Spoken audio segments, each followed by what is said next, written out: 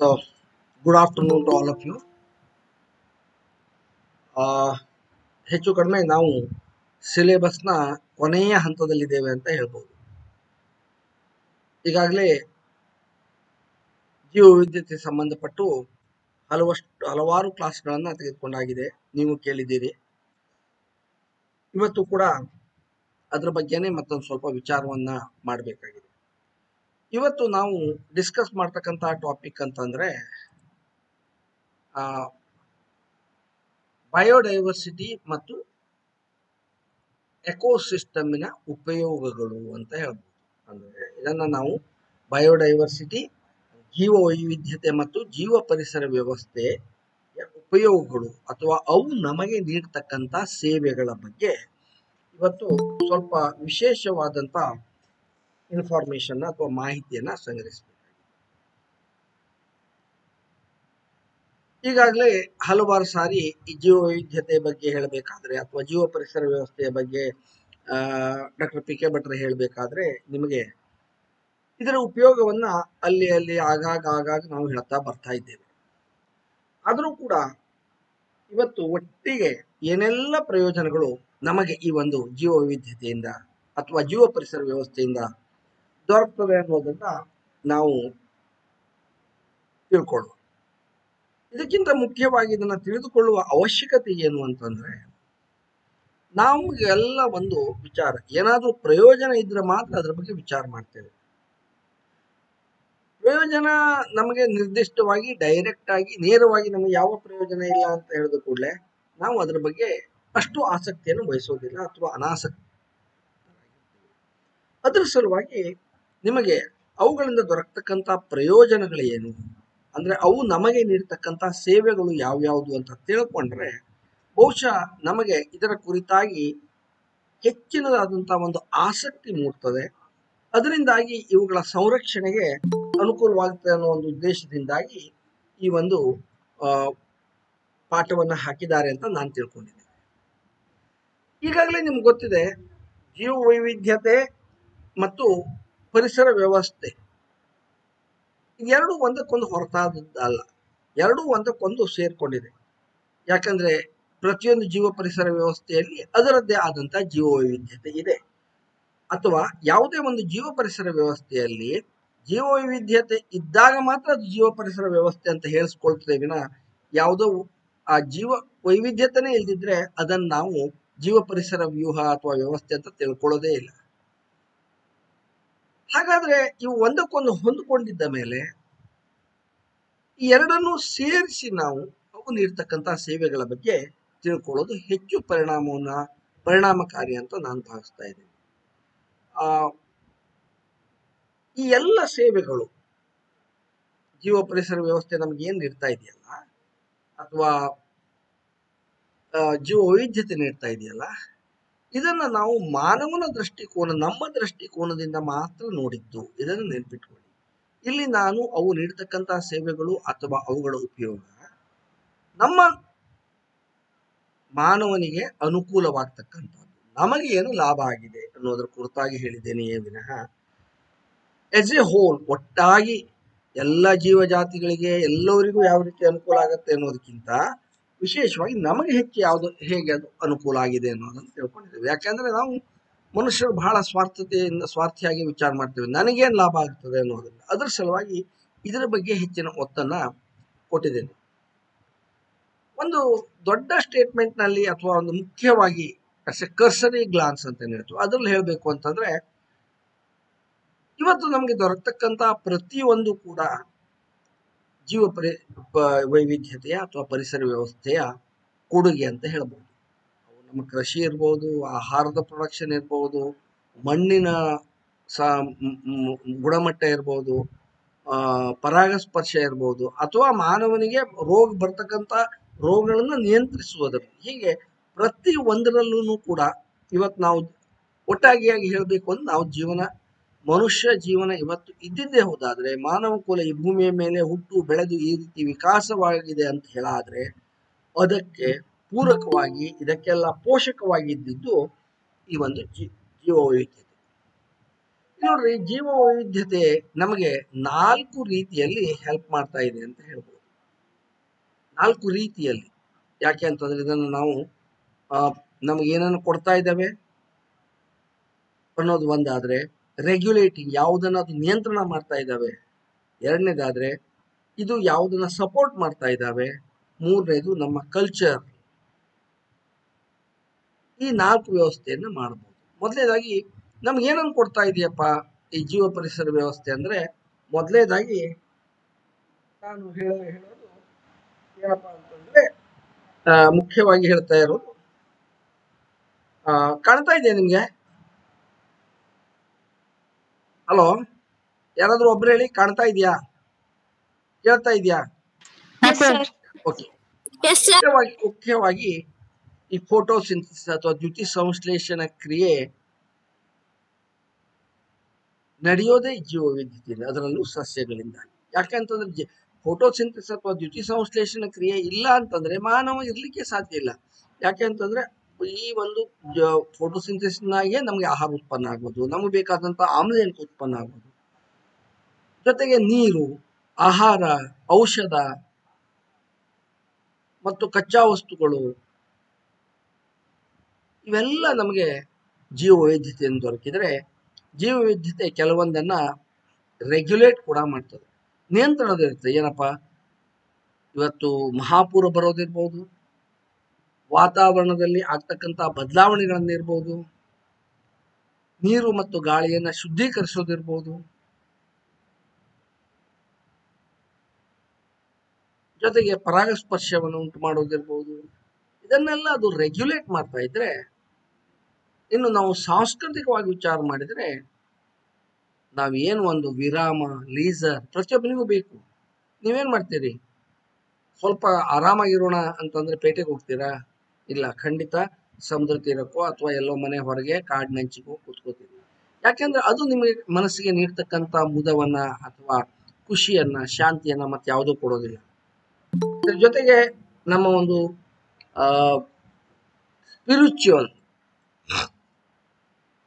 ನಮಗೆ ಒಂದು ಮನಸ್ಸಿಗೆ ಸುಖ, ಶಾಂತಿ, ನೆಮ್ಮದಿಯನ್ನ ಕೊಡೋದ್ರ ಜೊತೆಗೆ ನಮಗೆ ಏನೋ ಒಂದು ತಿಳಿಯದಾದಂತ ಭಾವವನ್ನ ನಮ್ಮ ಮನಸ್ಸಿನಲ್ಲಿ ಹುಟ್ಕೋಬೇಕು ಅಂತ ನೀವು ಹೋಗಿ ಸಮುದ್ರದ ದಂಡೆ ಮೇಲೆ ಕೂತ್ಕೋತೀರಿ ಅಥವಾ ಒಂದು ಗುಡ್ಡಕ್ಕೆ ಹೋಗಿ ಕೂತ್ಕೋತೀರಿ. ಯಾಕೆಂತ ಅದು ದೊರಕಿದಾಗ ನಿಮಗೆ ಆ ರೀತಿಯಾದಂತ ಭಾವನೆ ಬರ್ತದೆ, ಆನಂದ ಸಿಗ್ತದೆ. ರಿಕ್ರಿಯೇಷನ್, ಎಜುಕೇಶನ್, ಇದೆಲ್ಲ ಈ ಜೀವ ವೈವಿಧ್ಯತೆಯ ಕೊಡುಗೆ. ಇದ್ರ ಜೊತೆಗೆ ಇವತ್ತು ನಾವೆಲ್ಲ ಇರ್ಲಿಕ್ಕೆ ಬೇಕಾದಂತ ಹ್ಯಾಬಿಟೇಟ್ ಅಂದ್ರೆ ವಾಸಸ್ಥಳದ ನಿರ್ಮಾಣ ಇರ್ಬೋದು, ಬಯೋಡೈವರ್ಸಿಟಿ, ಜೀವ ವೈವಿಧ್ಯತೆ ಇರ್ಲಿಕ್ಕೆ ಕೂಡ ಜೀವ ವೈವಿಧ್ಯತೆ ಬೇಕು. ಈ ಒಂದು ಮಣ್ಣಿನ ಉತ್ಪನ್ನಕ್ಕೆ, ಉಗಮಕ್ಕೆ, ಇದೆಲ್ಲದಕ್ಕೆ ಜೀವ ವೈವಿಧ್ಯತೆ ಬೇಕಾಗ್ತದೆ. ಈ ಎಕೋಸಿಸ್ಟಮ್ ಸರ್ವಿಸ್ ಅಥವಾ ಜೀವ ವೈವಿಧ್ಯತೆಯ ಸರ್ವಿಸ್ ಅಂತ ನಾವೇನು ಹೇಳ್ತೀವಲ್ಲ, ಅದು ಬಹಳ ಹೊಸದಾದಂಥದ್ದು ಅಂತ ಹೇಳ್ಬೋದು. ಯಾಕೆಂತಂದ್ರೆ ಇತ್ತೀಚೆಗಾಗಿ ಬಂದಂತ ಒಂದು ಶಬ್ದ. ಯಾಕಂದ್ರೆ 2005ರಲ್ಲಿ ಮಿಲೇನಿಯಂ ಎಕೋಸಿಸ್ಟಮ್ ಅಸೆಸ್ಮೆಂಟ್ ಅಂತ ಒಂದು ದೊಡ್ಡ ಮೀಟಿಂಗ್ ಆಯಿತು.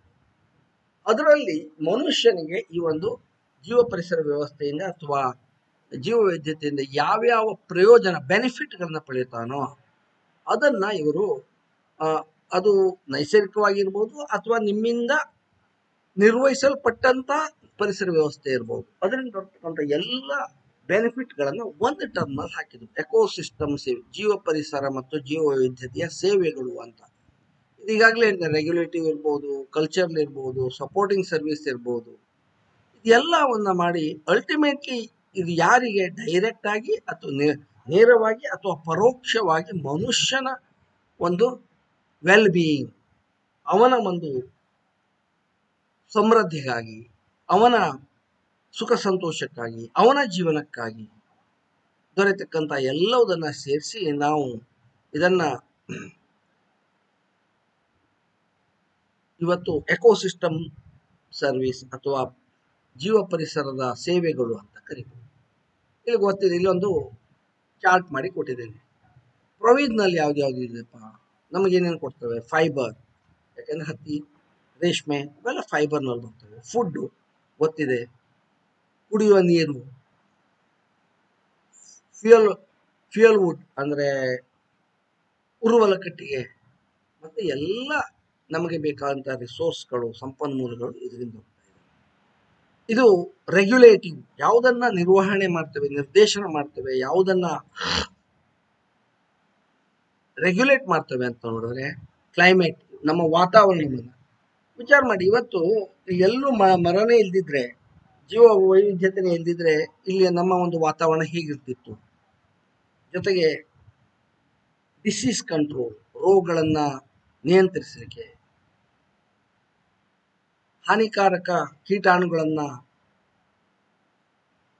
ನಾಶಪಡಿಸಲಿಕ್ಕೆ, ನೀರನ್ನು ಶುದ್ಧೀಕರಿಸಲಿಕ್ಕೆ, ಇದಕ್ಕೆಲ್ಲ ಜೀವ ವೈವಿಧ್ಯತೆ ಅಥವಾ ನಮ್ಮ ಒಂದು ಜೀವ ಪರಿಸರ ವ್ಯವಸ್ಥೆ ಬೇಕು.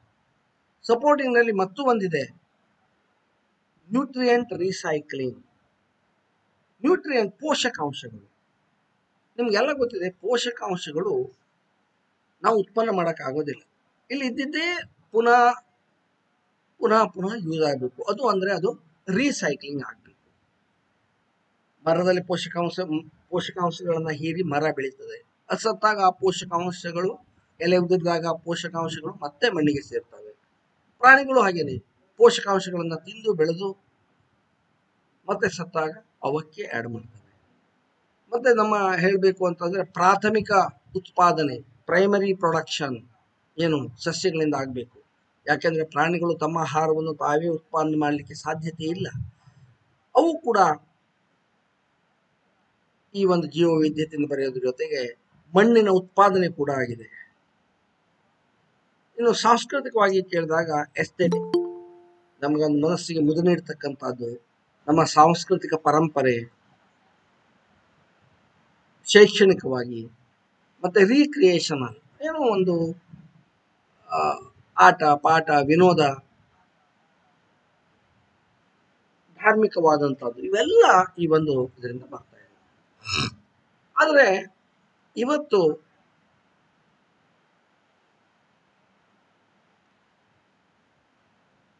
ಮನುಷ್ಯನ ಹಸ್ತಕ್ಷೇಪದಿಂದ,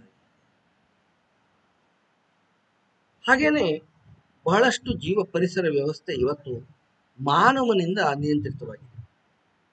ಅದು ಸರೋವರಗಳಿರ್ಬೋದು, ಅಥವಾ ಕಾಡುಗಳಿರ್ಬೋದು, ಅಥವಾ ತೋಟಗಳಿರ್ಬೋದು. ಇವೆಲ್ಲ ಈ ಒಂದು ಪೋಷಕಾಂಶಗಳ ಒಂದು ರೀಸೈಕ್ಲಿಂಗಿಗೆ ಹೆಲ್ಪ್ ಆಗ್ತಾ ಇದೆ. ಲೋಕಲ್ ಬಯೋಲಾಜಿಕಲ್ ಡೈವರ್ಸಿಟಿ, ಸ್ಥಳೀಯ ಜೀವ ವೈವಿಧ್ಯತೆ ಆ ಪ್ರದೇಶದ ಜೀವನದ ಮಟ್ಟವನ್ನು ಏರಿಸೋದ್ರಲ್ಲಿ ಅಥವಾ ಇಳಿಸೋದ್ರಲ್ಲಿ, ಅಥವಾ ಆ ಪರಿಸರದ ವಾತಾವರಣವನ್ನು, ಅಲ್ಲಿಯ ವಾತಾವರಣ ಹೇಗೆ ಉಂಟು ಮಾಡ್ತೇವೆ ಅನ್ನೋದನ್ನು ಎಲ್ಲ ಇದರಲ್ಲಿ ಇದು ಹೆಲ್ಪ್ ಮಾಡ್ತಾ ಇದೆ. ಮುಖ್ಯವಾಗಿ ನಮಗೆ ಈ ಒಂದು ಜೀವ ಪರಿಸರ ವ್ಯವಸ್ಥೆಯಿಂದ ಅಥವಾ ಜೀವ ವೈವಿಧ್ಯತೆಯಿಂದ ಬರತಕ್ಕಂಥದ್ದು ಆಹಾರ. ಹೇಗಪ್ಪ ಅಂತಂದ್ರೆ, ಆಹಾರ ಒಂದು ಮಾತನ್ನು ಇಟ್ಕೊಳ್ಳಿ, ನಾವು ತಿನ್ನತಕ್ಕಂಥ ಎಲ್ಲ ಆಹಾರ ಪದಾರ್ಥಗಳು ಜೀವ ವೈವಿಧ್ಯತೆ. ಅಕ್ಕಿ ಇರ್ಬೋದು, ರಾಗಿ ಇರ್ಬೋದು, ಗೋಧಿ ಇರ್ಬೋದು, ಹಣ್ಣು ಹಂಪಲು ಇರ್ಬೋದು, ತರಕಾರಿ ಇರ್ಬೋದು, ಮೀನು ಇರ್ಬೋದು, ಮಾಂಸ ಇರ್ಬೋದು. ಅದೇ ರೀತಿಯಾಗಿ ಈ ಒಂದು ಆಹಾರ ಹೆಚ್ಚಲಿಕ್ಕೂ ಕೂಡ, ಆಹಾರದ ಉತ್ಪಾದನೆಗೂ ಕೂಡ ಈ ಜೀವ ವೈವಿಧ್ಯತೆ ಬೇಕು. ಯಾಕೆ ಅಂತಂದ್ರೆ ನಿಮಗೆ ಸಸ್ಯಗಳಲ್ಲಿ ಪರಾಗಸ್ಪರ್ಶ ಆಗದೇನೆ ನಮಗೆ ಆಹಾರ ದೊರಕೋದು. ಪರಾಗಸ್ಪರ್ಶ ಆಗಬೇಕು, ಆಮೇಲೆ ಅವು ಹಣ್ಣೋ ಕಾಯಿನೋ ಬೀಜಗಳನ್ನ ಉತ್ಪಾದನೆ ಮಾಡ್ತವೆ. ಈ ಪರಾಗಸ್ಪರ್ಶ ಆಗಬೇಕು ಅಂತಂದ್ರೆ ಕೀಟಗಳು ಬೇಕೇ ಬೇಕು. ಅದಕ್ಕಾಗಿ ಹೇಳೋದು, ಯಾವ ಜಮೀನಲ್ಲಿ ಹೆಚ್ಚು ಹನಿ ಬಿ ಅಥವಾ ಜೇನ್ನೊಣ ಇರ್ತಾವೋ ಅವು ಆ ಪ್ರದೇಶದಲ್ಲಿ ಉತ್ಪಾದನೆ ಹೆಚ್ಚಿರ್ತವೆ. ಯಾಕೆ ಅಂತಂದ್ರೆ ಅವು ಪರಾಗಸ್ಪರ್ಶವನ್ನು ಮಾಡ್ತವೆ. ಹಾಗೆ ಹಕ್ಕಿಗಳಿರ್ಬೋದು, ಬೇರೆ ಬೇರೆ ರೀತಿಯಾದ ಕೀಟಗಳು, ಇವೆಲ್ಲ ಪರಾಗಸ್ಪರ್ಶವನ್ನು ಮಾಡೋದ್ರಿಂದ ನಮಗೆ ಇವತ್ತು ಆಹಾರದ ಉತ್ಪಾದನೆ ಸಾಧ್ಯ. 1 ಬಿಲಿಯನ್ಗಿಂತ ಹೆಚ್ಚಿನ ಜನರಿಗೆ ಮೀನು ಜೀವನಕ್ಕೆ ಬೇಕಾದಂಥ ಅನಿಮಲ್ ಪ್ರೋಟೀನ್ ಅನ್ನ ದೊರಕಿಸ್ಕೊಡ್ತಾ ಇದೆ. ಬೇರೆ ಬೇರೆ ರೀತಿಯಾದಂಥ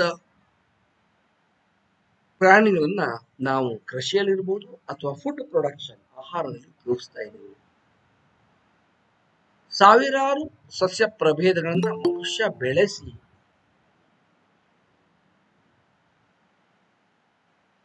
ಅವುಗಳಿಂದ ಜೀವನವನ್ನು ನಡೆಸ್ತಾ ಇದೆ.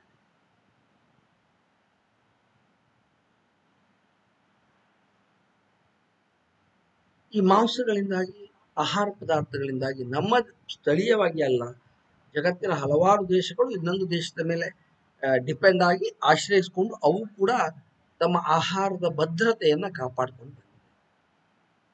ಎರಡನೇದು ಅಂತಂದ್ರೆ ಮೆಡಿಸಿನ್ಸ್, ಔಷಧಗಳು.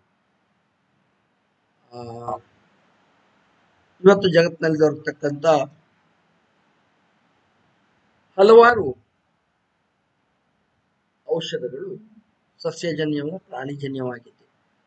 ಉದಾಹರಣೆಗೆ ಇವತ್ತು ನೀವು ಆಸ್ಪಿರಿನ್ ಅಂತಕ್ಕಂಥ ಔಷಧಿ ಅಂತೇಳಿ ತಲೆನೋವಾದ್ರೂ ತಗೋತೀರಿ, ಹಾರ್ಟ್ ಪ್ರಾಬ್ಲಮ್ ಆದ್ರೂ ತಗೋತಾರೆ, ಬ್ಲಡ್ ಥಿನ್ನರ್. ಇದನ್ನು ಮೊಟ್ಟ ಮೊದಲಿಗೆ ಮಾಡಿದ್ದು ವಿಲ್ಲೋ ಮರದ ತೊಗಟೆಯಿಂದ. ಇವತ್ತು ಕೆಮಿಕಲ್ ಇದನ್ನು ಮಾಡ್ತಾ ಇದ್ದಾರೆ. ಬಹಳಷ್ಟು ಸಸ್ಯಗಳು, ಇನ್ನೊಂದು ರೋಸಿ ಪೆರಿವಿಂಕಲ್, ಈ ನಮ್ಮ ನಿತ್ಯ ಪುಷ್ಪದ ಗಿಡಕ್ಕೆ ಸೇರಿದಂತಹದ್ದು, ಮಡಗಾಸ್ಕರ್ನಲ್ಲಿರೋದು. ಇದು ಹಾಜ್ಕಿನ್ಸ್ ಡಿಸೀಸ್ಗೆ ಟ್ರೀಟ್ ಮಾಡ್ತಾರೆ.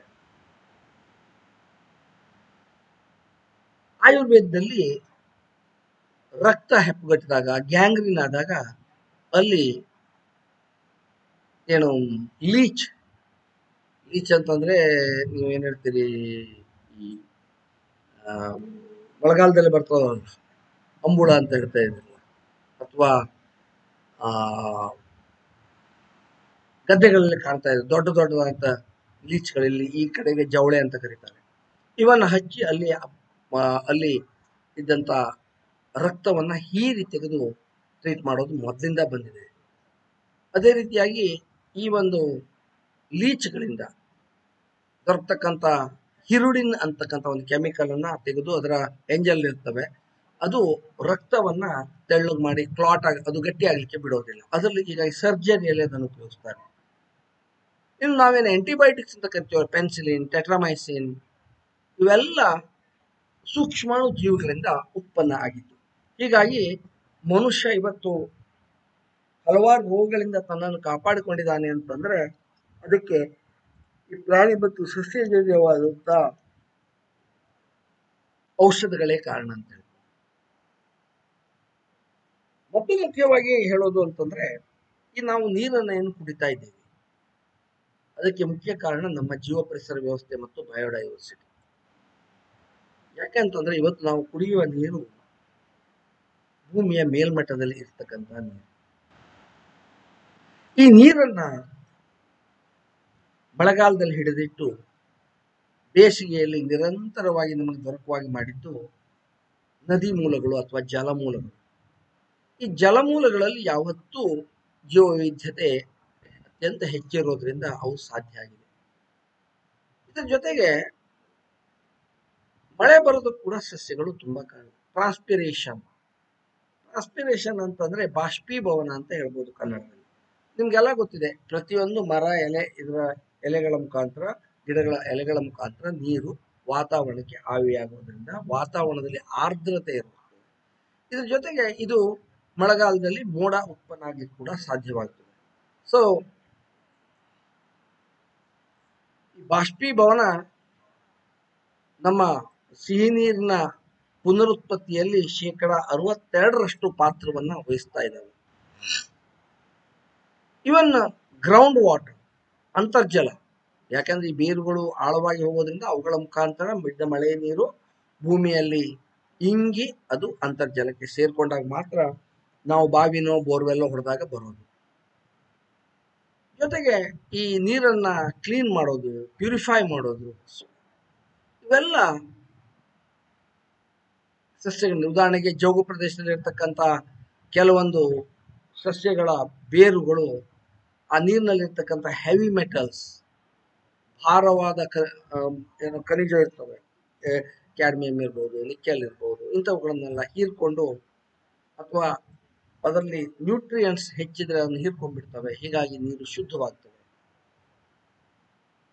ನಿಮ್ಗೆಲ್ಲ ಗೊತ್ತಿದೆ, ಸ್ಥಳೀಯವಾಗಿ ಇರ್ತಕ್ಕಂಥ ಕಾಡುಗಳು ನಮ್ಮ ಮಳೆಯ ಪ್ಯಾಟರ್ನ್ ಅನ್ನ ಡಿಸೈಡ್ ಮಾಡ್ತವೆ.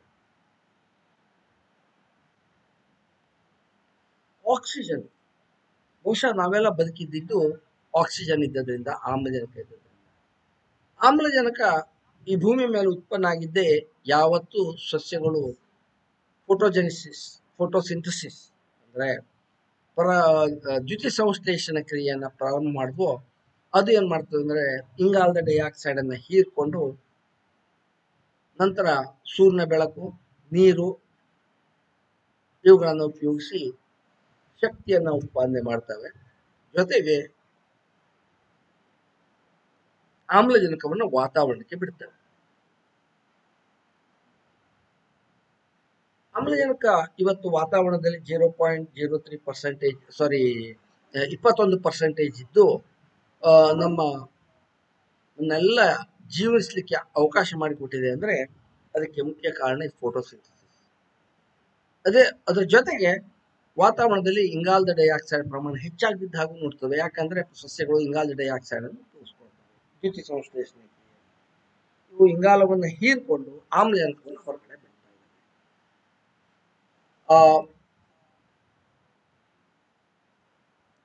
ಇನ್ನು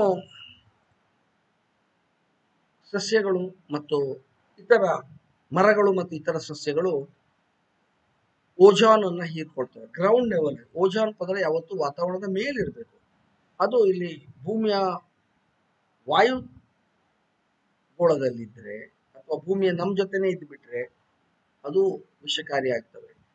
ಈ ಸಸ್ಯಗಳು ಅಂತ ಓಜಾನ್ ಇರ್ಬೋದು, ಕಾರ್ಬನ್ ಮಾನಾಕ್ಸೈಡ್ ಇರ್ಬೋದು, ಸಲ್ಫರ್ ಡೈಆಕ್ಸೈಡ್ ಇರ್ಬೋದು, ಇಂಥ ಎಲ್ಲ ಹಸಿರು ಮನೆ ಅನಿಲಗಳನ್ನ ಇವು ತಮ್ಮಲ್ಲಿ ಶೇಖರಿಸಿಟ್ಕೊಂಡು ವಾತಾವರಣವನ್ನು ಶುದ್ಧ ಮಾಡ್ತವೆ. ಇನ್ನು ಕೊಳೆಯುವಿಕೆ ಬಹಳ ಇಂಪಾರ್ಟೆಂಟ್. ವಿಚಾರ ಮಾಡಿ, ಇವತ್ತು ಯಾವುದೇ ಮರ ಸತ್ತರೆ, ಗಿಡ ಸತ್ತರೆ, ಸಸ್ಯ ತ್ಯಾಜ್ಯಗಳು, ಪ್ರಾಣಿಗಳ ತ್ಯಾಜ್ಯಗಳು, ಪ್ರಾಣಿಗಳು ಸಸ್ಯಗಳೆಲ್ಲ ಸತ್ತಾಗ ಅವು ಕೊಳೆದೇ ಇದ್ರೆ ಏನಾಗ್ತಾ ಇತ್ತು?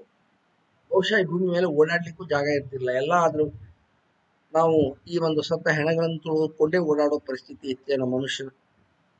ಆದ್ರೆ ಈ ಒಂದು ಸೂಕ್ಷ್ಮಾಣು ಜೀವ ವೈವಿಧ್ಯತೆ ಏನಿದೆಯಲ್ಲ, ಬ್ಯಾಕ್ಟೀರಿಯಾಗಳಿರ್ಬೋದು, ಫಂಗೈಗಳಿರ್ಬೋದು, ಸಣ್ಣ ಪುಟ್ಟ ವರ್ಮ್ಗಳಿರ್ಬೋದು, ಕೀಟಗಳಿರ್ಬೋದು, ಬೀಟ್ಲ್ ದುಂಬಿಗಳಿರ್ಬೋದು, ಇವೆಲ್ಲ ಯಾವುದೇ ಒಂದು ಆರ್ಗ್ಯಾನಿಕ್ ವೇಸ್ಟ್, ಜೈವಿಕವಾದಂಥ ವೇಸ್ಟ್ಗಳಿರುತ್ತವೆ, ಇವು ಕೊಳೆಯುವಿಕೆಯನ್ನು ಮಾಡಿ, ಇಲ್ಲಿ ಕೊಳೆಯುವಿಕೆಯಲ್ಲಿ ರೀಸೈಕ್ಲಿಂಗ್ ಆಗುತ್ತೆ. ಕಾರ್ಬನ್, ನೈಟ್ರೋಜನ್, ಫಾಸ್ಫರಸ್ ಇದೆಲ್ಲ ಎಸೆನ್ಷಿಯಲ್, ಅತ್ಯಂತ ಅವಶ್ಯಕವಾದಂತಹ ಪೋಷಕಾಂಶಗಳನ್ನ ವಾತಾವರಣಕ್ಕೆ ಬಿಡೋದ್ರಿಂದ ಮತ್ತೆ ಸಸ್ಯಗಳು, ಹೊಸ ಸಸ್ಯಗಳು, ಹೊಸ ಪ್ರಾಣಿಗಳು ಹುಟ್ಟಲಿಕ್ಕೆ ಅನುಕೂಲ ಆಗ್ತವೆ, ಬೆಳಲಿಕ್ಕೆ ಅನುಕೂಲ ಆಗ್ತಾ ಇದೆ. ಇದರ ಜೊತೆಗೆ ಕೆಲವೊಮ್ಮೆ ನೈಸರ್ಗಿಕ ಪ್ರಕೋಪಗಳು ಉಂಟಾದಾಗ ಆ ನೈಸರ್ಗಿಕ ಪ್ರಕೋಪಗಳಿಂದ ಉಂಟಾದಂತ ಅಡ್ಡ ಪರಿಣಾಮಗಳನ್ನ ಮತ್ತೆ ಪುನಃ ಸಾಮಾನ್ಯ ಸ್ಥಿತಿಗೆ ಮರಳಿಕೆ ಕೂಡ ಈ ಎಕೋಸಿಸ್ಟಮ್ ಮತ್ತೆ ಜೀವ ವೈವಿಧ್ಯತೆ ಕಾರಣವಾಗಿದೆ.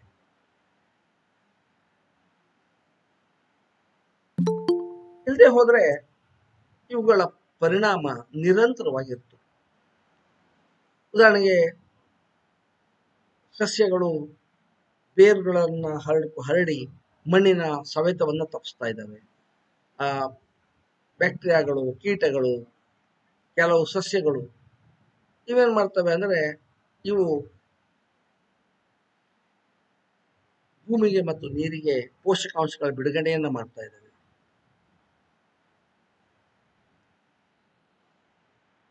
ಹೀಗಾಗಿ ಇದರಿಂದ ಹೊರಗೆ ಬರ್ಲಿಕ್ಕೆ ಸಾಕ್ತಾ ಇದೆ. ಈಗಾಗಲೇ ನಾನು ಹೇಳಿದ್ದೇನೆ, ಸುಮಾರು 92% ಹೂ ಬಿಡುವ ಸಸ್ಯಗಳಿಗೆ ಪಾಲಿನೇಟರ್ಸ್, ಅವುಗಳ ಪರಾಗಸ್ಪರ್ಶವನ್ನು ಮಾಡಲಿಕ್ಕೆ ಪ್ರಾಣಿಗಳು ಬೇಕು. ಅದರಲ್ಲೂ ಅಗ್ರಿಕಲ್ಚರ್, ನಾವು ಏನು ಸಾಂಸ್ಥಿಕವಾಗಿ ಮಾಡ್ತಕ್ಕಂಥ ಕೃಷಿಯಲ್ಲಿ 70% ಪ್ರಭೇದಗಳು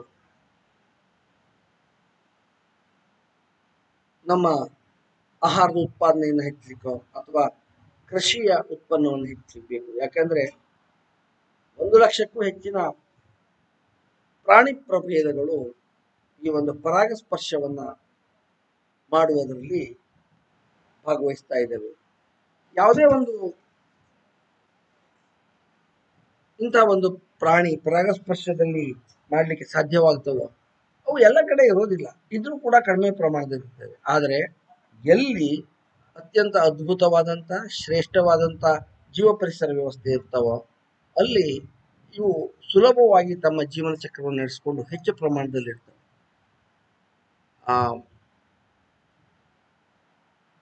ಆದರೆ ಇವತ್ತು ಏನಾಗಿದೆ, ಬಹಳಷ್ಟು ಇನ್ವ್ಯಾಸಿವ್ ಸ್ಪೀಸೀಸ್ ಪ್ರಭೇದಗಳಿಂದ ಇರ್ಬೋದು, ಆಕ್ರಮಣಕಾರಿ ಪ್ರಭೇದಗಳಿಂದ ಇರ್ಬೋದು, ಅಥವಾ ಹಲವಾರು ಕಾರಣಗಳಿಂದ, ಎಲ್ಲ ಮಾನವ ನಿರ್ಮಿತ ಕಾರಣಗಳೇ. ಇವತ್ತು ಸುಮಾರು 60ಕ್ಕೂ ಹೆಚ್ಚು ಜನರ ಪ್ರಭೇದಕ್ಕಿಂತ ಮೇಲಿಂದು ಈ ಒಂದು ಪರಾಗಸ್ಪರ್ಶದ ನಿರತವಾದಂತಹದ್ದು ಇವತ್ತು ಅಪಾಯದ ಅಂಚಿನಲ್ಲಿದೆ ಅಥವಾ ಅಳಿವಿನ ಅಂಚಿನಲ್ಲಿದೆ ಅಂತ ಹೇಳ್ಬೋದು. ಜೊತೆಗೆ ಎಗ್ರೋಸಿಸ್ಟಮ್ನಲ್ಲಿ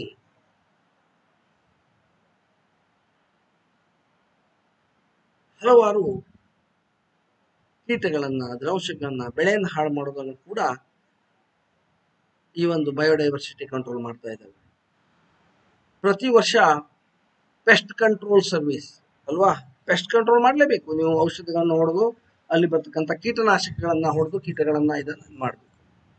ಪ್ರತಿ ವರ್ಷ ನಮ್ಮ ಪೆಸ್ಟ್ ಕಂಟ್ರೋಲ್ ಸರ್ವಿಸ್ನ ವ್ಯಾಲ್ಯೂ ಎಷ್ಟಾಗತ್ತೆ ಅಂದರೆ $4.5 ಬಿಲಿಯನ್ ಪ್ರತಿ ವರ್ಷ.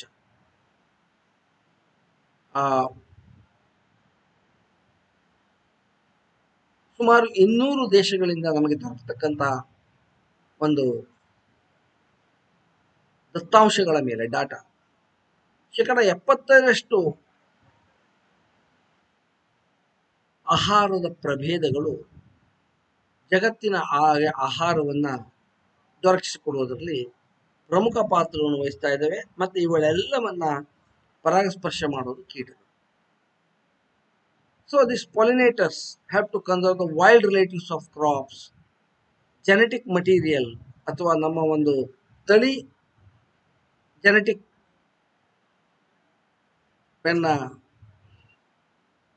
ಸಂರಕ್ಷಣೆ ಮಾಡಲಿಕ್ಕೆ ಇವೆಲ್ಲ ಈ ಒಂದು ಜೀವವೈವಿಧ್ಯತೆಯನ್ನು ಸಾಧ್ಯವಾಗಿದೆ. ಮಣ್ಣಿನ ರಚನೆ, ಅದರಲ್ಲಿರ್ತಕ್ಕಂಥ ಪೋಷಕಾಂಶಗಳು ಕೂಡ ಅದರಲ್ಲಿ ಇರ್ತಕ್ಕಂಥ ಜೀವವೈವಿಧ್ಯತೆ ಮೇಲೆ ಡಿಪೆಂಡ್ ಆಗಿದೆ. ಇನ್ನು ಎಕೋಸಿಸ್ಟಮ್ ಅಥವಾ ಜೀವವೈವಿಧ್ಯ ಬೆನಿಫಿಟ್ ಬಗ್ಗೆ ಮತ್ತೊಮ್ಮೆ ವಿಚಾರ ಮಾಡಿದ್ರೆ 2 ರೀತಿಯಾಗಿ ನಾವು ವಿಚಾರ ಮಾಡ್ಬೋದು. ಒಂದು ಯೂಸ್ ವ್ಯಾಲ್ಯೂ, ಅದರ ಉಪಯೋಗದ ಮೌಲ್ಯ. ಇನ್ನೊಂದು ಮೌಲ್ಯವನ್ನು ಅಳಿಲಿಕ್ಕೆ ಆಗೋದಿಲ್ಲ. ಯೂಸ್ ವ್ಯಾಲ್ಯೂ ಅಂದರೆ ಡೈರೆಕ್ಟ್ ವ್ಯಾಲ್ಯೂಸ್ ಯಾವುದಪ್ಪ, ಜೀವವೈವಿಧ್ಯತೆಯಿಂದ ದೊರೆತಕ್ಕಂಥ ಟಿಂಬರ್, ಮರಮಟ್ಟುಗಳು, ಕಟ್ಟಿಗೆಗಳು ಮತ್ತು ಆಹಾರ. ಇನ್ನೊಂದು ಡೈರೆಕ್ಟ್ ವ್ಯಾಲ್ಯೂ. ಇಂಡೈರೆಕ್ಟ್ ವ್ಯಾಲ್ಯೂ ಅಂದರೆ ಎಕೋಸಿಸ್ಟಮ್ ಸರ್ವಿಸ್. ಅವು ಯಾಕೆ ಈಗಾಗಲೇ ಹೇಳಿದ್ದೇನೆ, ಪರಿಸರವನ್ನು ಸ್ವಚ್ಛವಾಗಿಡೋದ್ರ ಜೊತೆಗೆ ಕಾರ್ಬನ್ ಮತ್ತು ಅದರ ಉತ್ಪನ್ನಗಳನ್ನು ನಿಯಂತ್ರಿಸೋದ್ರ ಜೊತೆಗೆ ಮಣ್ಣಿನ ಸವಕಳಿಯನ್ನು ತಡೆಯೋದ್ರ ಜೊತೆಗೆ ಇವೆಲ್ಲ indirect ecological service. Future direct and indirect values, ಭವಿಷ್ಯದಲ್ಲಿ ಅವು ಏನನ್ನ ಕೊಡಬಹುದು ಗೊತ್ತಿಲ್ಲ ನಮಗೆ. ಆದರೂ ಕೂಡ ನಿಮ್ಗೊಂದು ಉದಾಹರಣೆಯನ್ನು ಹೇಳ್ತೀನಿ. ಈ ಒಂದು ಜೀವವೈವಿಧ್ಯತೆ ಮುಂದಿನ ದಿನದಲ್ಲಿ ಬಹಳ ದೊಡ್ಡ ಕೊಡುಗೆಯನ್ನು ಕೊಡಲಿದೆ. ನಮ್ಮ ಜೀವ ಉಳಿಸುವುದರಲ್ಲೂ ಕೂಡ ಪ್ರಮುಖವಾದಂತಹ ಪಾತ್ರವನ್ನು ವಹಿಸಲಿಕ್ಕಿದೆ. ಇದನ್ನ ಡೈರೆಕ್ಟ್ ಮತ್ತು ಇಂಡೈರೆಕ್ಟ್ ವ್ಯಾಲ್ಯೂ ಅಂತಂದ್ರೆ ಇದನ್ನು ನಾವು ನಿರ್ದಿಷ್ಟವಾಗಿ ಇಷ್ಟು ಮೌಲ್ಯ ಅಂತ ಕಟ್ಲಿಕ್ಕೆ ಆಗೋದಿಲ್ಲ. ಆದ್ರೆ ಅವು ಇಲ್ದಿದ್ರೆ ಏನಾಗ್ತಿತ್ತು ಅನ್ನೋದನ್ನು ನಾವು ವಿಚಾರ ಮಾಡಬೇಕು. ನಾನು ಹೇಳಿದೆ, ಒಂದು ಉದಾಹರಣೆಯನ್ನು ಕೊಡ್ತೀನಿ. ನಮ್ಮಲ್ಲಿ ಇವತ್ತು ಬಹಳ ಜನರಿಗೆ ಮಧುಮೇಹ ಅಥವಾ ಸಕ್ಕರೆ ರೋಗ ಅಥವಾ ಡಯಾಬಿಟಿಸ್ ಇದೆ. ಈ ಡಯಾಬಿಟಿಸ್ ಅಥವಾ ಮಧುಮೇಹ ಹೆಚ್ಚಿದ್ದವರಿಗೆ ಮೊದಲು ಇನ್ಸುಲಿನ್ ಅನ್ನ ಕೊಡ್ತಾ ಇದ್ರು. ಈಗೂ ಕೊಡ್ತಾ, ಬಹಳ ಹೆಚ್ಚಿದ್ದವರಿಗೆ ಈ ಟ್ಯಾಬ್ಲೆಟ್ ಇಂದ ಕಂಟ್ರೋಲ್ ಮಾಡ್ಲಿಕ್ಕೆ ಆಗಿದ್ದವರಿಗೆ ಇಂಜೆಕ್ಷನ್, ಇನ್ಸುಲಿನ್ ಇಂಜೆಕ್ಷನ್ ಕೊಡ್ತಾರೆ. ನೀವು ನೋಡಿರ್ಬೋದು ಸಮಾಜದಲ್ಲಿ ಬಹಳಷ್ಟು ಜನ ಇವತ್ತು ಇನ್ಸುಲಿನ್ ಹೇಗೆ ತಯಾರು ಮಾಡ್ತಾ ಇದ್ರು ಮೊದಲೇ ಕೂಡ ಅದು ಕೂಡ ಜೀವವೈವಿಧ್ಯತೆ ಬರ್ತಾ ಇತ್ತು. ಮನುಷ್ಯರಿಗೆ ಬೇಕಾದಂತಹ ಇನ್ಸುಲಿನ್ ಬೊವೈನ್ ಅಂದ್ರೆ ಹಂದಿಯಿಂದ ಪಡಿತಾ ಇತ್ತು. ಅದರಿಂದ ಕೆಲವೊಂದು ಅಡ್ಡ ಪರಿಣಾಮಗಳಿತ್ತು. ಆಮೇಲೆ ಜನ ವಿಚಾರ ಮಾಡಿದ್ರು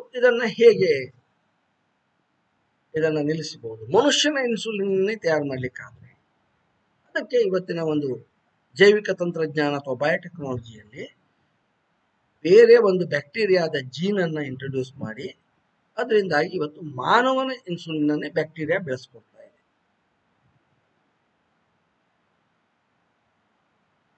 ಹಾಗೆ ಇವತ್ತು ಈ ಹಲವಾರು ರೋಗಗಳಿಗೆ, ಹಲವಾರು ವಿಚಾರಗಳಿಗೆ ಇವು ನನಗೆ ತಿಳಿದ ಹಾಗೆ ಮುಂದೆ ಕೂಡ ಭವಿಷ್ಯದಲ್ಲಿ ಕೂಡ ತಮ್ಮ ಕೊಡುಗೆಯನ್ನು ನೀಡಲೇಬೇಕಾಗ್ತದೆ.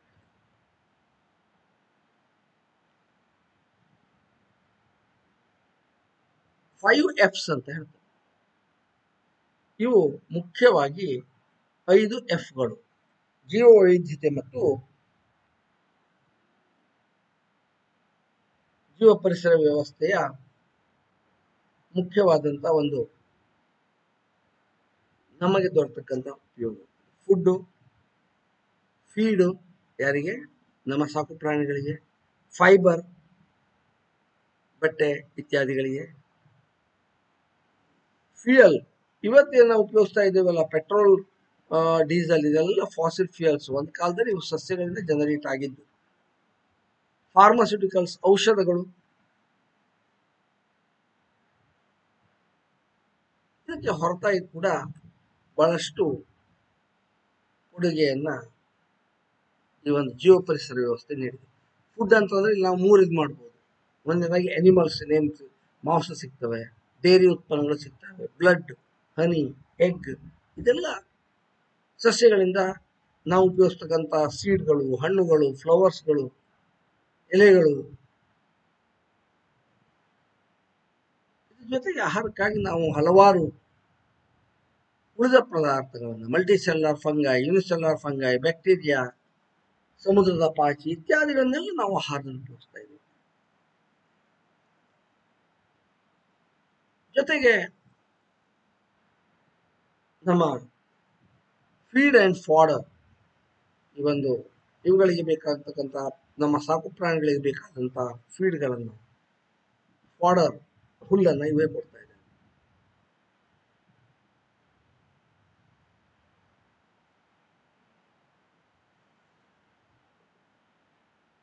ಫಿಶ್ ಇರ್ಬೋದು, ಮೊಲಾಸಸ್ ಅಂದ್ರೆ ನೀವು ಸಕ್ಕರೆ ಕಾರ್ಖಾನೆಯಲ್ಲಿ ಬೈ ಪ್ರಾಡಕ್ಟ್ ಆಗಿ ಬರ್ತಾ ಇದೆ. ಮಾಂಸ ಮತ್ತು ಎಲುಬು, ಕಾರ್ನ್ ಇರ್ಬೋದು, ಸೋಯಾಬೀನ್, ಓಟ್ಸ್, ಉಳಿದ ಸೀಡ್ಸ್ಗಳು, ಇವೆಲ್ಲ ಇದರ ಕೊಡುಗೆನೆ. ಫೈಬರ್, ಪ್ರಾಣಿಗಳಿಂದ ಕೂಡ ನಿಮಗೆ ಕೊಲಾಜೆನ್, ಲೆದರ್, ಚರ್ಮ, ಫರ್, ಸಿಲ್ಕ್. ಪ್ಲಾಂಟ್ನಲ್ಲಂತೂ ನಿಮ್ಗೆ ಗೊತ್ತಿದೆ, ಕಾಟನ್, ಬಾಂಬು, ಜೂಟು.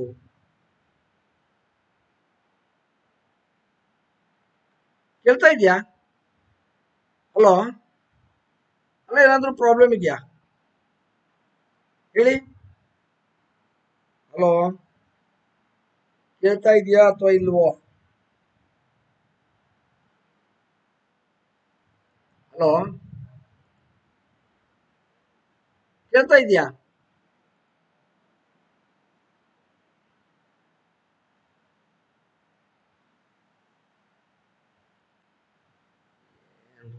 ಇದಕ್ಕೆ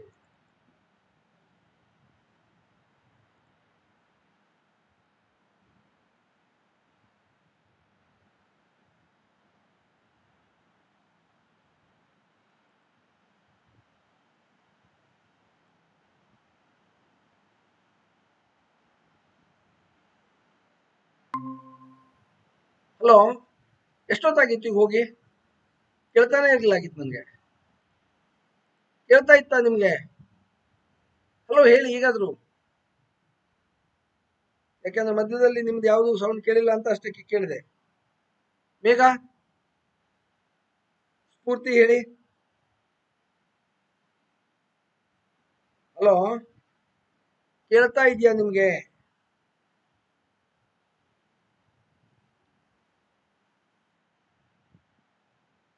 ಕೇಳ್ತಾ ಇದೀಯಾ?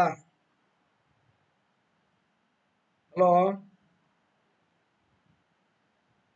ಯಾರಾದ್ರೂ ಒಬ್ರು ಹೇಳಿ.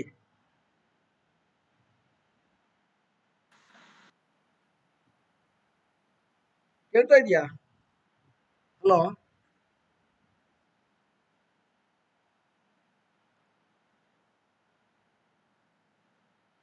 ಹಲೋ, ಕೇಳ್ತಾ ಇದೀಯಾ?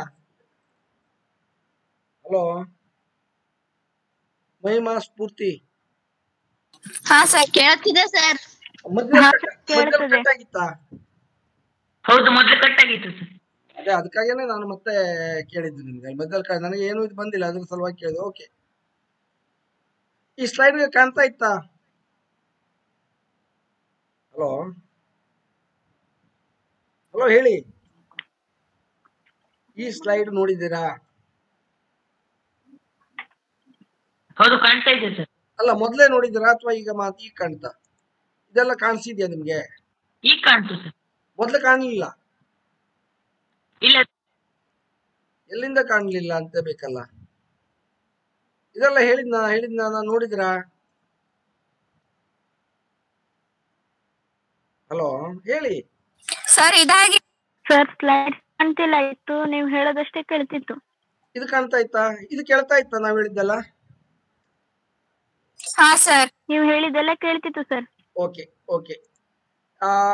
ಅದೇ ಇದನ್ನೇ ನಾನು ಮುಂದೆ ಮಾಡ್ಬೇಕ ಹೇಳ್ತಾ ಇದ್ದೇನೆ. ಇವತ್ತು ನಮ್ಗೆ ದೊರಕತಕ್ಕಂತ ಏನು ಫ್ಯೂಯಲ್ಸ್,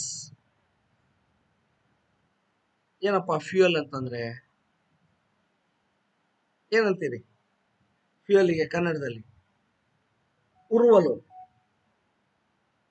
ಇದು ನಮ್ಮ ಮೊದಲಿಂದನೂ ನಮ್ಮಲ್ಲಿ ಬೆರಣಿ ಇರಬಹುದು ಅಥವಾ ಕೊಬ್ಬನ್ನು ಉಪಯೋಗಿಸ್ಕೊಳ್ತಾ ಇದ್ರು, ಪ್ರಾಣಿಗಳಿಂದ ದೊರಕತಕ್ಕಂಥದ್ದು. ಸಸ್ಯಗಳಿಂದಂತೂ ನಿಮ್ಗೆ ಗೊತ್ತಿದೆ, ಉರುವಲು ಕಟ್ಟಿಗೆ ಇರ್ಬೋದು. ಇವತ್ತು ದೊರಕತಕ್ಕಂಥ ಚಾರ್ಕೋಲ್ ಅಥವಾ ಏನು ಇಂಗಾಲ, ಕೋಲ್, ಕಲ್ಲಿದ್ದಿರ್ಬೋದು, ಎಣ್ಣೆ ಇರ್ಬೋದು, ಸಸ್ಯಗಳಿಂದ ದೊರಕತಕ್ಕಂಥ ಎಣ್ಣೆ. ಅದೇ ರೀತಿಯಾಗಿ ದೊರಕತಕ್ಕಂಥ ಪೆಟ್ರೋಲಿಯಂ ಪ್ರಾಡಕ್ಟ್ಗಳು ಕೂಡ ಜೀವ ವೈವಿಧ್ಯತೆಯ ಕೊಡುಗೆ. ಇನ್ನು ಫಾರ್ಮಾಸ್ಯೂಟಿಕಲ್, ಔಷಧೀಯ ಕ್ಷೇತ್ರದಲ್ಲಿ ವಿಚಾರ ಮಾಡೋದಿದ್ರೆ ಆಯುರ್ವೇದ, ಸಿದ್ಧ, ಯುನಾನಿ, ಇವುಗಳಲ್ಲಿ ಈ ಜೀವ ವೈವಿಧ್ಯತೆಯೇ ಆಧಾರವಾಗಿದೆ. ಪ್ರತಿಯೊಂದು ರೋಗಗಳಿಗೂ ಇವೇ ಮದ್ದು. ಜೊತೆಗೆ ನಮಗೆ ಪ್ರಾಣಿ ಮತ್ತು ಸಸ್ಯಗಳಿಂದ ಹಲವಾರು ಜೀವ ವೈವಿಧ್ಯತೆಯಿಂದ ಹಲವಾರು ಬೆನಿಫಿಟ್ಗಳಿದ್ದಾವೆ. ಜೇನುತುಪ್ಪ ಇರ್ಬೋದು, ರೆಸಿನ್ ಇರ್ಬೋದು, ಅಂಟ್ ಇರ್ಬೋದು, ಬಣ್ಣ ಇರ್ಬೋದು, ಸೋಪ್ ಇರ್ಬೋದು, ಡಿಯೋಡ್ರೆಂಟ್ ಇರ್ಬೋದು. ಇವೆಲ್ಲ ಎಷ್ಟು ಲೀಸ್ಟ್ ಮಾಡೋಕ್ಕೆ ಆಗೋದಿಲ್ಲ, ಅಷ್ಟರ ಮಟ್ಟಿಗೆ ನಾವು ಅದರ ಮೇಲೆ ಡಿಪೆಂಡ್ ಆಗಿದ್ದೇವೆ. ಇನ್ನು ಸಾಂಸ್ಕೃತಿಕವಾಗಿ ವಿಚಾರ ಮಾಡಿದ್ರಂತೂ ಕಲ್ಚರ್ಲಿ ವಿಚಾರ ಮಾಡಿದರೆ ಏನು, ನಾನು ಹೇಳಿದ್ನಲ್ಲ ನಿಮಗೆ, ಇವತ್ತೊಂದು ನರ್ತನ ಮಾಡ್ತಕ್ಕಂಥ ನವಿಲನ್ನು ನೋಡಿದಾಗ ಅಥವಾ ಒಂದು ದೊಡ್ಡ ಜಲಧಾರೆಯನ್ನು ನೋಡಿದಾಗ, ದೊಡ್ಡ ಕಾಡನ್ನು ನೋಡಿದಾಗ, ಸಮುದ್ರವನ್ನು ನೋಡಿದಾಗ ನಿಮ್ಗೆ ಏನೋ ಒಂದು ಮನಸ್ಸಿನಲ್ಲಿ ಖುಷಿ ಸಿಗ್ತವೆ. ಸ್ಪಿರಿಚುವಲಿ ನೀವು ಪ್ರೋಗ್ರೆಸ್ ಆಗ್ತಾ ಇದ್ದೀವಿ. ಮನುಷ್ಯನ ಬಿಹೇವಿಯರ್ ಡಿಪೆಂಡ್ ಆಗಿದ್ದೇ ಒಂದು ನಿಸರ್ಗಕ್ಕೆ ಅಥವಾ ಇದನ್ನ ಸೇರ್ಕೊಂಡು. ಇನ್ನು ನಾವು ಆರ್ಥಿಕವಾಗಿ ವಿಚಾರ ಮಾಡಿದಾಗ ಅದು ಕೂಡ ನಮ್ಮ ಜೀವ ವೈವಿಧ್ಯತೆಯ ಕೊಡುಗೆನೆ. ಉದಾಹರಣೆಗೆ ಹೇಳಬೇಕು ಅಂತಂದ್ರೆ 2006ರಲ್ಲಿ 4.44 ಬಿಲಿಯನ್ ಜನ ಸುಮಾರು ಪ್ರತಿಯೊಬ್ಬರು 16.6 kg ಮೀನನ್ನ ತಿಂದಿದ್ದಾರೆ. ಎಷ್ಟು ದೊಡ್ಡ ಆಹಾರದ ಉತ್ಪನ್ನ ಡೈರೆಕ್ಟ್ ಆಗಿ ನಮ್ಗೆ ಸಿಗೋದು ಆರ್ಥಿಕವಾಗಿ. ಇದರ ಜೊತೆಗೆ ನೋಡಿ, ಇಲ್ಲಿ ಫಿಶ್ ಎಕ್ಸ್ಪೋರ್ಟ್ ಸುಮಾರು 85.9 ಬಿಲಿಯನ್ US ಡಾಲರ್ ಅಷ್ಟಾಗಿದೆ. ಮೆಡಿಸಿನ್, ಹಲವಾರು ಮೆಡಿಸಿನ್ಗಳನ್ನ ನಾವು ಇವತ್ತು ಭಾರತ, ಚೈನಾ ಮತ್ತು ಬ್ರಾಜಿಲ್ ದೊಡ್ಡ ಪ್ರಮಾಣದಲ್ಲಿ ಯೂಸ್ ಮಾಡ್ತಾ ಇದ್ದೇವೆ. ಎಷ್ಟು ದೊಡ್ಡ ಪ್ರಮಾಣದಲ್ಲಿ ಅಂತಂದ್ರೆ ಇವು ನಮ್ಮ ದೇಶದ ಆರ್ಥಿಕತೆಗೆ ದೊಡ್ಡ ಕೊಡುಗೆಯನ್ನೇ ಕೊಟ್ಟಿದ್ದಾವೆ. ಇವುಗಳ ಆಯುರ್ವೇದ ಇರ್ಬೋದು. ಉದಾಹರಣೆಗೆ ಒಂದು ಸಣ್ಣ ಉದಾಹರಣೆ ಹೇಳಬೇಕು ಅಂದರೆ ಪೈಲೋಕಾರ್ಪಸ್ ಮೈಕ್ರೋಫಿಲಸ್ ಅನ್ನೋದು ಒಂದು ಬ್ರಾಜಿಲ್ನಲ್ಲಿ ಬೆಳತಕ್ಕಂಥ ಒಂದು ಸಸ್ಯ. ಬ್ರಾಜಿಲ್ ಪ್ರತಿ ವರ್ಷ $25 ಮಿಲಿಯನ್ ಅನ್ನ ಇವುಗಳ ಎಕ್ಸ್ಪೋರ್ಟ್ಗಳಿಂದ ತಗೊಳ್ತಾ ಇದ್ದಾವೆ.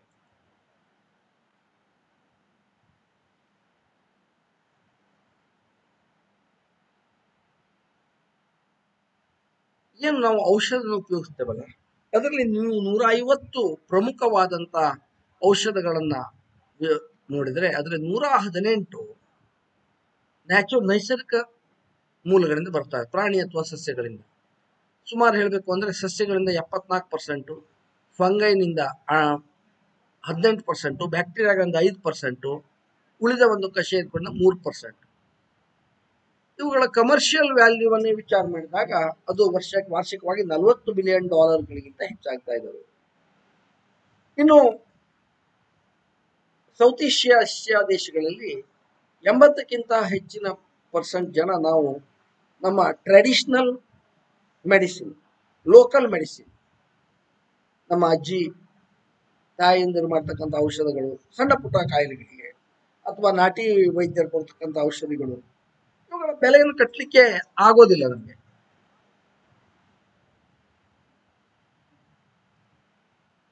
ಇನ್ನು ನಾವು ಪರಿಸರದ ಮೇಲೆ ಈ ಒಂದು ಜೀವ ವೈವಿಧ್ಯತೆಯ ಕೊಡುಗೆಯನ್ನು ನೋಡಬೇಕು ಅಂತಂದ್ರೆ, ಈಗಾಗಲೇ ಹೇಳಿದ್ದೇನೆ, ನಮ್ಮ ಜೀವನದಲ್ಲಿ ನಾವಿರೋದೇ ಇವುಗಳಿಂದಾಗಿ. ಇವಿಲ್ಲದೆ ಇದ್ರೆ ಈ ಜೀವ ಪರಿಸರ ವ್ಯವಸ್ಥೆ ಇಲ್ಲದ್ರೆ ಬದುಕಲಿಕ್ಕೂ ಸಾಧ್ಯತೆ ಇಲ್ಲ. ಯಾಕೆಂತಂದ್ರೆ ಮೇನ್ ಮಾಡೋದು ಅಂದ್ರೆ ಇವು ಪೋಷಕಾಂಶಗಳನ್ನ ರೀಸೈಕ್ಲಿಂಗ್ ಮಾಡಿ ಮತ್ತೆ ಮತ್ತೆ ನಮ್ಮ ಬೆಳವಣಿಗೆಗೆ ಬೇಕಾದ ಹಾಗೆ ಒದಗಿಸಿಕೊಡ್ತಾ ಇದ್ದಾವೆ. ಟ್ರಾನ್ಸ್ಪಿರೇಷನ್ ಅಂದ್ರೆ ಎಲೆಗಳ ಮುಖಾಂತರ ಬಾಷ್ಪೀಕರಣದಿಂದ ಆಗ್ತಕ್ಕಂಥ ಬಾಷ್ಪೀಭವನ ಅಂತ ಹೇಳ್ತವೆ, ಅದರಿಂದಾಗಿ ಇವತ್ತು ವಾಟರ್ ಸೈಕಲ್, ನೀರಿನ ಚಕ್ರ, ಅಂದ್ರೆ ಆ ಮೋಡ ಆಗ್ಬೇಕು, ಆವಿ ಆಗ್ಬೇಕು, ಮೋಡ ಆಗ್ಬೇಕು, ಅವು ಮತ್ತು ತಂಪಾಗಿ ನೀರು ಬರಬೇಕು. ಇವಕ್ಕೆ 50% ನಮ್ಮ ಬಾಷ್ಪೀಭವನೇ ಕಾರಣ.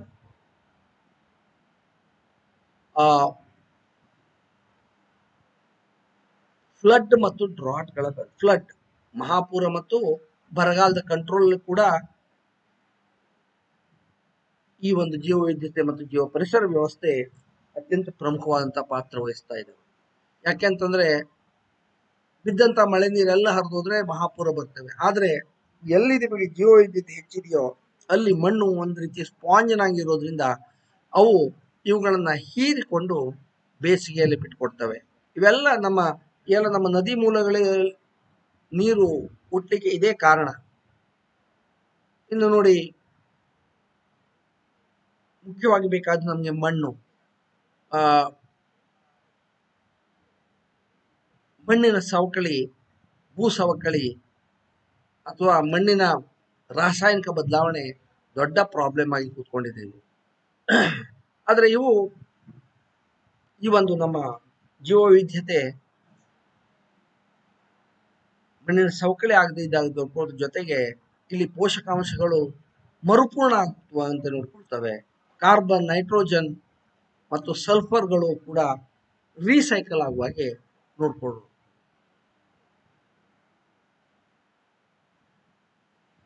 ಸುಮಾರು ಪ್ರತಿ ವರ್ಷ 130 ಬಿಲಿಯನ್ ಟನ್ಗಿಂತ ಹೆಚ್ಚಿನ ಒಂದು ಕ್ರಾಪ್ ರೆಸಿಡ್ಯೂ, ಆಹಾರದ ವೇಸ್ಟ್ಗಳಿರ್ಬೋದು ಅಥವಾ ಯಾವುದೇ ಸಾವಯವ ವಸ್ತುಗಳು ಕೊಳೆಯುವಂಗೆ ಮಾಡಿ ಅವು ಮಣ್ಣಿಗೆ ಸೇರುವಂಗೆ ಮಾಡ್ತವೆ. ಉದಾಹರಣೆಗೆ ವಿಚಾರ ಮಾಡಿ, ನೀವು ಭತ್ತ ಕೊಯ್ಕೊಂಡ್ಬಂದ ಮೇಲೆ ಹುಲ್ಲು ಅಥವಾ ಅದರ ಬುಡ ಅಲ್ಲಿ ಕೊಳೆದೇ ಹೋದ್ರೆ ಏನಾಗ್ತಿತ್ತು ಅಂತ. ಆದ್ರೆ ಇವತ್ತು ಹಾಗಾಗ್ತಾ ಇಲ್ಲ. ಬ್ಯಾಕ್ಟೀರಿಯಾಗಳು ಅದರಲ್ಲಿದ್ದಂಥ ನೈಟ್ರೋಜನ್ನ ಫಿಕ್ಸ್ ಮಾಡ್ತವೆ. ಅವನ್ನ ಈ ಪೋಷಕಾಂಶಗಳನ್ನ ವಾತಾವರಣದಲ್ಲಿರ್ತಕ್ಕಂಥ ಎರೆಹುಳ ಇರ್ಬೋದು, ಇರುವೆಗಳಿರ್ಬೋದು, ಉಳಿದ ಕ್ರಿಮಿ ಕೀಟಗಳು ಮಣ್ಣಿನ ಜೊತೆ ಸರಿಯಾಗಿ ಸೇರಿಸ್ತವೆ. ಮತ್ತೆ ವಾತಾವರಣದಲ್ಲಿ ಇರ್ತಕ್ಕಂಥ ಕಾರ್ಬನ್ ಅನ್ನ ಹೀರಿಕೊಂಡು ಅವು ಮಣ್ಣಿನಲ್ಲಿ ಶೇಖರ ಆಗುವಂತೆ ಮಾಡೋದು ಕೂಡ ಇವುಗಳ ಅಷ್ಟೇ ಮತ್ತೊಂದು ಕರ್ತವ್ಯ. ಪೆಸ್ಟ್ ಕಂಟ್ರೋಲ್ ಅಂತೂ ಈಗಾಗಲೇ ನಾನು ಹೇಳಿದ್ದೇನೆ, ಬಹಳಷ್ಟು ಪೆಸ್ಟ್ ಕಂಟ್ರೋಲ್. ಇವತ್ತು ಕಪ್ಪೆ ಮತ್ತು ಹಾವುಗಳಿದ್ರೆ ಬಹುಶಃ ನಾವು ಧಾನ್ಯಗಳನ್ನ ಬೆಳಿಲಿಕ್ಕೆ ಸಾಧ್ಯ ಇಲ್ಲ. ಎಲ್ಲವುದನ್ನು ಹೆಗ್ಗಣಗಳು ಉಳಿದವು ದ್ರವಶಕಗಳು ತಿಂದು ಖಾಲಿ ಮಾಡ್ತಾ ಇದ್ವಿ. ಆ ಇವತ್ತು ಸುಮಾರು 99% ಕೀಟಗಳನ್ನ ನಾವು ನೈಸರ್ಗಿಕ ವಿಧಾನಗಳಿಂದನೇ ಅವುಗಳನ್ನ ಕಂಟ್ರೋಲ್ ಮಾಡಬಹುದು. ಅದಕ್ಕೆ ಜೀವ ವೈವಿಧ್ಯತೆ ಕೊಡುಗೆನೆ ಮುಖ್ಯವಾದದ್ದು. ಇನ್ನು ಸೀಡ್ ಡಿಸ್ಪರ್ಸಲ್, ಬೀಜಗಳ ಹರಡುವಿಕೆ. ಲಕ್ಷಾಂತರ ಸಸ್ಯಗಳು ಇವತ್ತು ಎಲ್ಲ ಕಡೆ ಹರಡ್ಕೊಂಡಿದ್ರೆ ಅವಕ್ಕೆ ಕಾರಣ ಮುಖ್ಯವಾಗಿ ಈ ಹಣ್ಣು ಮತ್ತು ಬೀಜಗಳನ್ನ ತಿಂದು ಬರ್ತಕ್ಕಂಥ ಹಕ್ಕಿಗಳು, ಪಕ್ಷಿಗಳು. ಇವು ತಾವು ಹೋಗುವಲ್ಲೆಲ್ಲ ಸೀಡುಗಳನ್ನ, ಅವುಗಳ ಬೀಜವನ್ನ ತೆಗೆದುಕೊಂಡು ಹೋಗಿ ಪಸರಿಸಿ ಎಲ್ಲ ಕಡೆ ಸಮೃದ್ಧವಾದಂತ ಒಂದು ಜೀವ ವೈವಿಧ್ಯತೆ ಬರಲಿಕ್ಕೆ ಸಾಧ್ಯತೆ ಆಗಿದೆ. ಇನ್ನು ಮುಖ್ಯವಾಗಿ ಮತ್ತೆಲ್ಲ ಕೊನೆಯದಾಗಿ ಹೇಳುವುದು ಅಂತಂದ್ರೆ, ನಮ್ಮೆಲ್ಲ ಮಾನಸಿಕ ಶಾಂತಿಗೆ ಬೇಕಾಗತಕ್ಕಂಥ ಎಂಜಾಯ್ಮೆಂಟ್ ಇರ್ಬೋದು, ರೀಕ್ರಿಯೇಷನ್ ಇರ್ಬೋದು, ಎಲ್ಲವನ್ನ ಈ ಒಂದು ಎಕೋಸಿಸ್ಟಮ್ ಮತ್ತು ಜೀವ ವೈವಿಧ್ಯತೆ ನಮಗೆ ದೊರಕಿಸಿಕೊಡ್ತಾ ಇದೆ.